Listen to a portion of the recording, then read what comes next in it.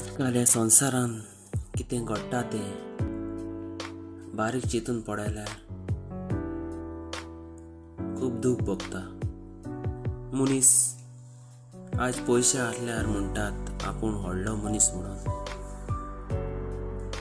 पूण म्हगाल भाव भयणीनो, हे पयशे, हे लुडू, हे भांगार हे चड दिसाचे न्हय, फकत 4 दिसाचे।